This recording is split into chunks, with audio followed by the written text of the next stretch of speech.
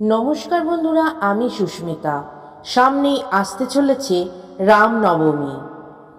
রামনবমী হিন্দু ধর্মের একটি গুরুত্বপূর্ণ উৎসব, যা ভগবান শ্রীরামের জন্ম বার্ষিকী হিসেবে পালিত হয়। এই উৎসবটি চৈত্র মাসের শুক্ল পক্ষের নবমী তিথিতে পালিত হয়, যা সাধারণত মার্চ বা এপ্রিল মাসে পড়ে। এই দিনে ভক্তরা ব্রত পালন করেন, রামায়ণ পাঠ করেন, ভজন ও কীর্তন আয়োজন করে এবং মন্দিরে বিশেষ প্রার্থনা করা হয়।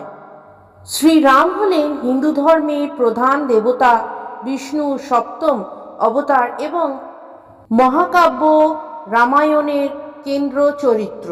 তিনি অযোধ্যার রাজা দশরথ ও রানী কৌশল্যার পুত্র এবং সীতার স্বামী।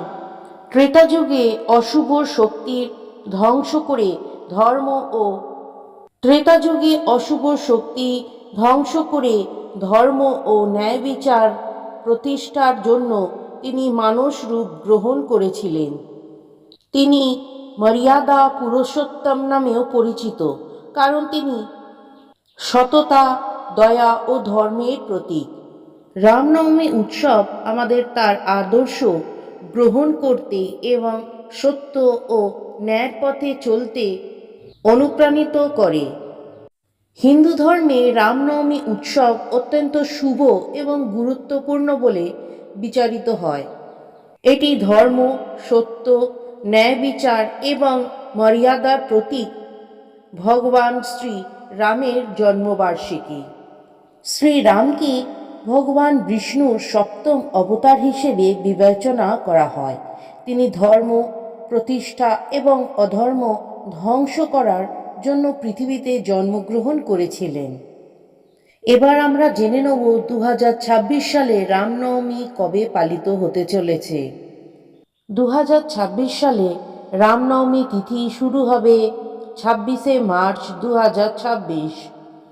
বাংলায় 12ই চৈত্র 1432 বৃহস্পতিবার।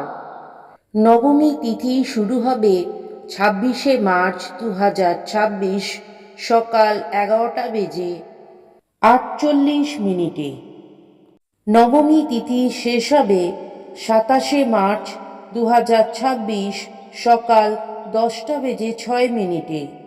রামনবমীর শুভ সময় রয়েছে সকাল 11:13 থেকে রাত 1:41 পর্যন্ত।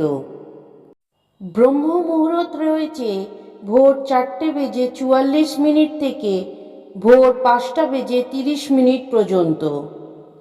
বিজয় মুহূর্ত রয়েছে দুপুর 2:20 থেকে দুপুর 3:19 পর্যন্ত এবং গোধূলি মুহূর্ত রয়েছে সন্ধে 6:45 থেকে সকাল 5:58 পর্যন্ত।